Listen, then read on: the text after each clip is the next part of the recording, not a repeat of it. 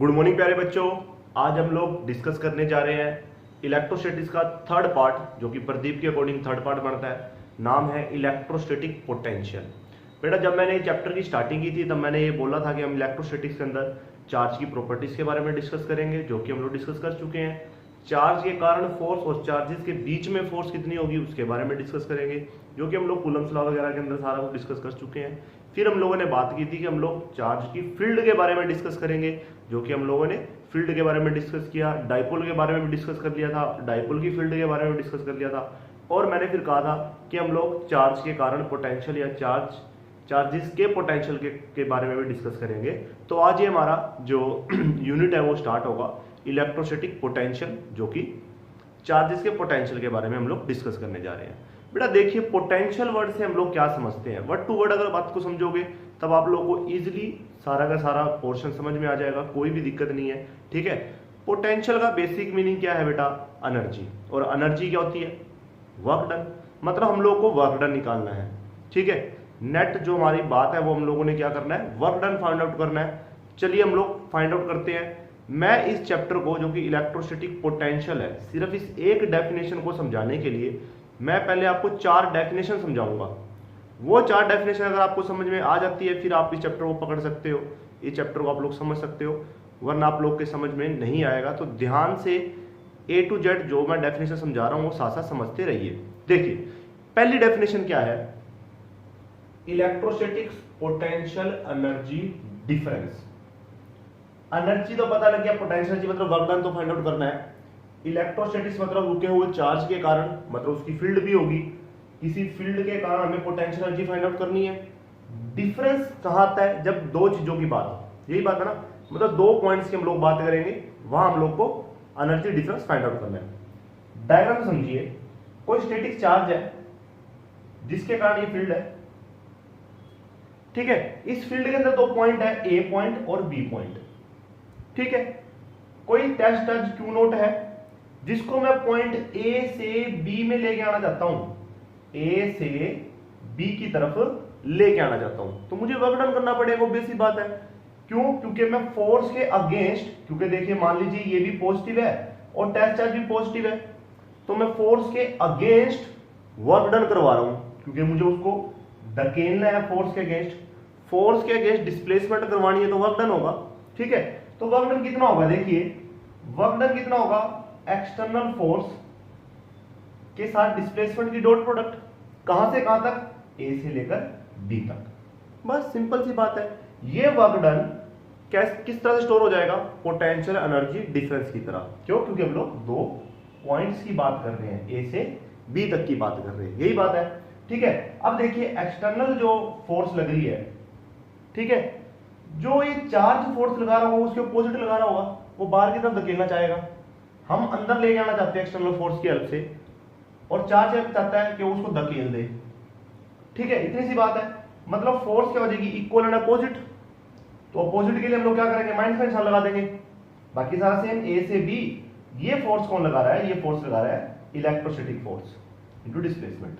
ये सारी बात को हम लोगों ने वर्ड्स के अंदर लिखना है, कुछ भी नहीं है, समझिए बात को। Electrostatic potential energy difference between any 2 points inside electrostatic field of source charge is defined as the total work done in bringing the charge, small test charge, from one point to another point। एक point से दूसरे point तक लेके जाना है, इतनी सी बात थी। पर देखिए, जब आप चार्ज को लेके आएंगे, ऐसा नहीं है कि हम रोकते हुए लेके आएंगे। चार्ज को एकदम से लेके जाना है बिना किसी एक्सेलेरेशन के। एक्सेलेरेशन मतलब चेंज इन स्पीड। स्पीड में कोई चेंज नहीं करना है, डायरेक्ट लेके जाना है। ठीक है, विदाउट एनी एक्सेलेरेशन। इसको हम डिनोट करते हैं यू से, कैपिटल यू से। तो देखिए, यू ए से बी तक, जिसको मैं लिख सकता हूं डेल यू बी। ठीक है, डेल यू। ठीक है, वो कितना होगा? यू बी माइनस यू ए। कि सर यहां तो ए बी है, यहां आपने बी ए लिख दिया, ये हम लोग कैसे? ये चीज समझाओ आप हमको। तो देखिए बेटा, यही है ना वो पोटेंशियल एनर्जी, ए से बी, ए से बी। जब हम इस सारे को सोल्व करेंगे तो बेटा पहले कौन सी लिमिट डालते हैं हम लोग? Upper limit. अपर लिमिट कौन सी है? बी वाली। मतलब फोर्स एट बी पॉइंट पे फोर्स कितनी लग रही है? पहले कौन सा आएगा? बी पॉइंट बड़ा आएगा, फिर लोअर लिमिट डाउन डालेंगे हम लोग, तब कौन सी आएगी लोअर लिमिट पे, बी वाली। लोअर लिमिट पे कौन सी आएगी, ए वाली, ए लोअर लिमिट है, तो हम लोग कौन से लिखेंगे, ए वाला। ठीक है, तो ए से बी जाना है, तो मैं यहां की पोटेंशियल एनर्जी में से, ठीक है, मतलब यहां की पोटेंशियल एनर्जी में से ये वाली माइनस करनी पड़ेगी, यही बात है, बी माइनस ए। एक और तरीके से आप लोग उसको समझ सकते हो, कोई दिक्कत नहीं है। देखिए, फील्ड के नजदीक फोर्स ज्यादा होगी और दूर फोर्स कम होगी, तो ज्यादा में से कम वाला ही माइनस करते हैं हम लोग, ज्यादा में से कम वाला माइनस करेंगे, ठीक है, तो बी माइनस ए। ये तो हुई हमारे पास इलेक्ट्रोस्टैटिक पोटेंशियल एनर्जी डिफरेंस। मैं क्या करता हूं, मैं वर्ड डिफरेंस को रब कर देता हूं। आप लोग वीडियो को पॉज करके पहले सारा नोट कर लो, नोट डाउन कर लो, कोई दिक्कत नहीं है। मैं इसी डेफिनेशन के अंदर 4 डेफिनेशनों को अलग अलग तरीके से बनाता रहूंगा, आप लोग पॉज करके इसको नोट डाउन कर सकते हो एज इट इज, ठीक है। अब मेरे पास जो डेफिनेशन बची है वो बची है इलेक्ट्रोस्टैटिक पोटेंशियल एनर्जी। डिफरेंस चला गया। अब मतलब डिफरेंस चला गया का क्या मतलब है कि हमारे पास दूसरा पॉइंट नहीं है। 2 पॉइंट होते तब डिफरेंस होता, मतलब मेरे पास ए पॉइंट तो है ही नहीं, मेरे पास सिर्फ बचा है बी पॉइंट। तो ए पॉइंट कहां होगा, ए के बारे में हमें नहीं पता कहां होगा, जिसके बारे में नहीं पता तो वो कहां होता है, इन्फिनिटी पे, क्योंकि नॉट डिफाइंड, हमें पता नहीं कहां है, तो मैं दूसरा पॉइंट मान लेता हूं इन्फिनिटी पे, और टैच चार्ज को इन्फिनिटी से उठाकर लेके आना, टैच चार्ज को इन्फिनिटी से उठाकर लेके आना, यही बात है। इन्फिनिटी का मतलब ये नहीं है बहुत दूर, इन्फिनिटी का मतलब है हमें पता नहीं है, नॉट डिफाइंड। ये 12 मीटर पे भी हो सकता है, 10 मीटर, 8 मीटर अंदर भी हो सकता है, बाहर भी हो सकता है। उसके इन्फिनिटी का सिर्फ मीनिंग यही नहीं होता कि बहुत दूर होगा या बहुत लार्ज वैल्यू होगी। इन्फिनिटी का मतलब नॉट डिफाइंड, हमें पता नहीं है कि चार्ज है कहां, ठीक है। तो हम लोग क्या लिखेंगे, इलेक्ट्रोस्टैटिक पोटेंशियल एनर्जी। अब कहां ये एक पॉइंट पर आ रही है, हम लिखेंगे at a point inside electrostatic field of source charge is defined as the total work done in bringing the charge, total work done in bringing the small test charge from infinity to that point। बस उसी definition के अंदर change कर दो, रट्टा कहीं नहीं मार रहा है, कहीं भी रट्टे की जरूरत नहीं है हम लोग को। हम लोग क्या लिखेंगे, electrostatic potential energy at a point, क्योंकि बचा ही एक पॉइंट है। सारी चीजें आप लोग खुद अपने आप से कर सकते हो, कुछ भी समझने की, रट्टा मारने की जरूरत नहीं होती है, अपना दिमाग लगाओ, खुद भी कर सकते हो आप लोग। Electrostatic potential energy at a point inside electrostatic field of source charge is defined as the total work done in bringing the small test charge from infinity to that point without any acceleration. हो गया। तो sir अब इसका expression भी change करो, कर देते हैं बेटा। कहां से लेके आए हैं, इन्फिनिटी से पॉइंट बी पर, इतना ही है, इन्फिनिटी से पॉइंट बी पर, इन्फिनिटी से पॉइंट बी पर, सेम आएगा। अब आप लोग कहोगे सर जी बुक के अंदर तो यहाँ ए पॉइंट लिया हुआ है, ए ले लो, हमें क्यों रट्टा मारना है, किस लिए रट्टा मारना है, जो हमारे पास हम वैसे लिखेंगे। क्या बी अल्फाबेट नहीं है, हमें जरूरी थोड़ी बुक के अकॉर्डिंग ही चलना है, बुक के अकॉर्डिंग चलने की कोई जरूरत नहीं है। आप अपने दिमाग से करिए कि हम लोग ठीक कर रहे हैं नहीं कर रहे हैं, ठीक है। देखिए फिर यहां भी चेंज करना पड़ेगा, हम लेके आना चाहते हैं इन्फिनिटी से पॉइंट बी पर, तो ये इन्फिनिटी हो गया, यही बात है। अब एक दिमाग लगाओ आप लोग, सोचने की बात है कि इन्फिनिटी जो जिस पॉइंट के बारे में हम लोग को नहीं पता है, मतलब वो पॉइंट हमें डिफाइंड ही नहीं है, ठीक है, तो उस पॉइंट के ऊपर जो वर्क डन होगा वो भी हमें डिफाइंड नहीं होगा। तो मतलब मैं क्या करूं, इसको उड़ा सकता हूं, मैं सिंपल ये भी लिख सकता हूं u alpha b is equal to U B. वैसे ही लिखा रहने दो, ज्यादा वेल डिफाइंड तो यही है, पर आप लोग इसको ऐसे यूज कर सकते हो कि इन्फिनिटी से बी तक पॉइंट बी वाली ही हम लोग कंसीडर करेंगे। ये बात हुई हमारी दूसरी डेफिनेशन, मैं रब कर देता हूं, ठीक है। चलिए अब मैं क्या कर रहा हूं, अब मैं एनर्जी को भी डाल देता हूं, ठीक है, और लिख देता हूं डिफरेंस, डिफरेंस ठीक है, मतलब मैंने एनर्जी को हटा दिया, मतलब वर्क डन को मिनिमाइज कर दिया, यही बात है ना। एनर्जी को हटाने का मतलब क्या है, वर्क डन को मिनिमाइज कर दिया। मतलब मिनिमाइज कितना कर सकते हैं कि एक यूनिट पॉजिटिव चार्ज को उठा के लेके आ रहे हो, इतनी सी बात है ना, कि एक यूनिट पॉजिटिव चार्ज को उठा के लेके आ रहे हो। देखिए जितना बड़ा चार्ज होगा उतनी ज्यादा हम लोग को फोर्स, फील्ड और फिर एनर्जी फाइंड आउट करनी पड़ेगी, और जितना छोटा चार्ज होगा उतनी मिनिमम फोर्स, फील्ड और एनर्जी होगी। ठीक है, तो मिनिमाइज हम कितना कर सकते हैं, यूनिट पॉजिटिव चार्ज, मतलब मैं यहां क्या कर दूं, यूनिट, यहां लिख देंगे हम लोग, डिफरेंस है ना, तो डिफरेंस के लिए हम लोग क्या करेंगे, पॉइंट बी, पॉइंट ए, और लेके किसको आना है, यूनिट पॉजिटिव चार्ज। ठीक है, कहां से कहां लेके जा रहे हैं, ए से बी,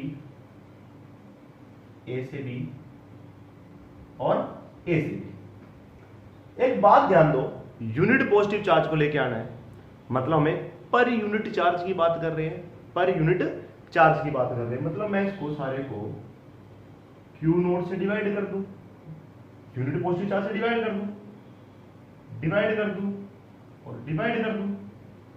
ठीक है, आप लोग को हूबहू ऐसे ही उतारना है, सेम टू सेम ऐसे ही नोट डाउन करना है। बेटा एक बात ध्यान दीजिए, फोर्स बाय टेस्ट चार्ज क्या होता है हमारे पास, फील्ड। तो हम लोग क्या लिखेंगे, ए से B, E external, B R. समझ में अगर दिक्कत है तो देखिए, force by charge by definition क्या होता है, इलेक्ट्रोस्टैटिक फील्ड ही तो होता है, इसकी डेफिनेशन तो है। तो क्या लिखूंगा, माइनस ऑफ ए से B, E of electrostatic to D R. बस क्या है, work done in bringing a small unit test charge from A to B without any acceleration. Definition हम लोग बना देंगे, डेफिनेशन बनाओ, electrostatic potential difference between any two points inside electrostatic field of source charge is defined as the total work done in bringing the unit positive charge, in bringing the unit positive charge from one point to another point without any acceleration। इन्हीं definition से हम लोग सारी definition तैयार कर लेते हैं, बस थोड़ा सा अपना दिमाग लगाने की जरूरत है, मुश्किल नहीं है बिल्कुल भी। ठीक है, तो हम लोग क्या कर रहे हैं, यूनिट पॉजिटिव चार्ज को उठा के लेके आ रहे हैं एक पॉइंट दूसरे पॉइंट पर। इसको बेटा हम लोग डिनोट करते हैं V से, कैपिटल V से, same as it is. V find out कर रहे हैं हम लोग A से B के लिए, मतलब डेल V फाइंड आउट करना चाहते हैं, तो पहले B वाला होगा फिर A वाला होगा। आप लोग डेफिनेशन जो आपने नोट करनी है, नोट्स बनाने हैं, वो आप लोग वीडियो को पॉज करके साथ साथ बना सकते हो, वीडियो को पॉज कर लेना, वहां से आप लोग बना सकते हो, नीचे आप लोग ये सारा चीज कर सकते हो, डायग्राम बनाकर चीज को समझा सकते हो। सर चैप्टर का नाम तो इलेक्ट्रोस्टैटिक पोटेंशियल ही था, हम 3 ऊपर की डेफिनेशन क्यों करें। अब आपको इलेक्ट्रोस्टैटिक पोटेंशियल समझ में आ जाएगा। मैं क्या करता हूं, डिफरेंस भी हटा देता हूं, डिफरेंस भी हटा देता हूं। डिफरेंस हटा दिया मतलब कि एक पॉइंट हमें डिफाइंड नहीं है, तो वो पॉइंट कहां होगा, आप लोग हो गए इन्फिनिटी पे होगा, इन्फिनिटी से उठा के क्या लाना है, यूनिट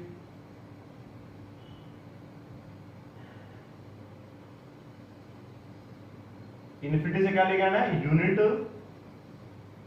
पॉजिटिव चार्ज। अगर बेटा कोई वर्ड कट रहा हो ना, तो आप लोग जो मैं बोल रहा हूं वहां से सुन के लिख सकते हो। ठीक है, कहां से लेके आना है बेटा, इन्फिनिटी से लेके आना है, इन्फिनिटी से लेके आना है, इन्फिनिटी से लेके आना है, इन्फिनिटी से लेके आना है और इन्फिनिटी से लेके आना है। बस इतनी सी बात है। ठीक है, क्या है, electrostatic potential at a point, क्योंकि ये सिर्फ एक पॉइंट पर आएगा,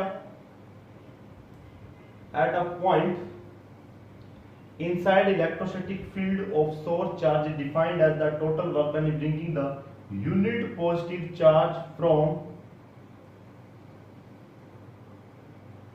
infinity to that point without any acceleration। ठीक है, तो मतलब हम लोग इन्फिनिटी से लेकर आ रहे हैं और ए वाला पॉइंट इन्फिनिटी का हो जाएगा। ठीक है, दैट्स द पॉइंट। ठीक है, तो ये हमारे पास इलेक्ट्रोस्टैटिक पोटेंशियल क्या है कि हमें net work done find out करना है। इस पूरे यूनिट के अंदर हम लोग को क्या करना है, net work done find out करना है। किसी चार्ज को अनडिफाइंड पॉइंट से नॉट डिफाइंड पॉइंट से उठाकर फील्ड में लेके आना है। ठीक है, किसी भी चार्ज को नॉट डिफाइंड पॉइंट से उठाकर फील्ड में लेके आना है। ठीक है, बुक की डेफिनेशन के अकॉर्डिंग चलोगे तो वहां आप लोग को एक वर्ड और देखने को मिल सकता है, total work done by external force. लिखना चाहते हो तो लिख लो, मैं तो एक्सटर्नल से भी समझा रहा हूं आप लोग को और इलेक्ट्रोस्टैटिक फोर्स से भी समझा रहा हूं, तो जो बेटर लगती है डेफिनेशन वो ठीक है। ये डेफिनेशन इसके अंदर दोनों पॉइंट कवर अप हो जाते हैं। ठीक है, क्योंकि एक्सटर्नल वाला भी बता दिया आप लोग को और जो फील्ड की फोर्स है वो भी आप लोग को बता दी।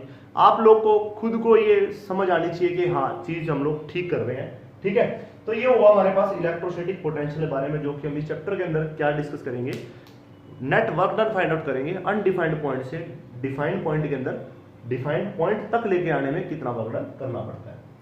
एक और जो बहुत इंपॉर्टेंट टॉपिक है वो मैं डिस्कस करता हूं आप लोग के साथ कि इलेक्ट्रोस्टैटिक पोटेंशियल एनर्जी जो है वो एक कंजर्वेटिव फोर्स है। इलेक्ट्रोस्टैटिक पोटेंशियल एनर्जी या इलेक्ट्रोस्टैटिक पोटेंशियल, जो इलेक्ट्रोस्टैटिक पोटेंशियल है वो क्या है, कंजर्व है। ठीक है, इलेक्ट्रोस्टैटिक जो सारी फोर्सेज है हमारे पास वो क्या होती है, कंजर्व होती है। Electrostatic forces are conserve. ठीक है बेटा, फोर्स कंजर्व कब होती है, जब एक पॉइंट से दूसरे पॉइंट तक या किसी सर्कल में अगर हम लोग वर्क डन करें, इनिशियल से फाइनल पे जाए, फाइनल से इनिशियल पे आए, नेट वर्क डन जीरो आए, मतलब वर्क डन पाथ पे डिपेंड ना करे, इनिशियल फाइनल पॉइंट पर डिपेंड कर रहा हूं। देखिए मैं किसी चार्ज पार्टिकल को पॉइंट ए से बी पर लेके जा रहा हूं इस रास्ते से। ठीक है, फिर मैं बी से ए पर लेके आ रहा हूं सेकेंड। ये हो गया path 2 and this is path first. ठीक है, तो देखिए ए से बी तक में ले जाने के लिए वर्क डन हमने अभी तो देखा है, ए से बी तक ले जाने में वर्क डन जो होता है वो होता है ए से B F external D R, या फिर मैंने एक और चीज लिखी थी यू बी माइनस यू, ये लिखा था। ठीक है, और वर्क डन बी से ए पे जाएंगे तो उल्टा हो जाएगा, बी से ए पे जा रहे होंगे F external D are. Cut तो नहीं रहा, नीचे से थोड़ा सा कट रहा है, कोई नहीं एडजस्ट कर लो, तो ए बी माइनस ये आएगा। ठीक है, चलिए देखते हैं आगे, फटाफट सम अप करते हैं क्वेश्चन को। तो मुझे क्या करना है, net work done find out करना है, A B plus W B, मतलब सर्कल में वर्क डन फाइंड आउट करना चाहता हूं, ए से बी से ए, टोटल वर्क डन कितना आएगा, U B minus U A plus U A minus U B, दोनों को तो जोड़ूंगा, कट गया तो। क्योंकि नेट वर्क डन जीरो है तो फोर्सेस क्या है, कंजर्व है। टॉपिक की जो डेफिनेशन वगैरह है आप लोग को मैंने समझा दिया है, बुक से नोट डाउन कर सकते हो, आप लोग लिख सकते हो net work done for electrostatic forces for close path is always zero, hence the electrostatic forces are conserve. लिख लो आप लोग साथ साथ, as net work done by electrostatic forces for closed path are always zero, hence the electrostatic forces are conservative in nature। Proof आपके सामने है। Thank you very much.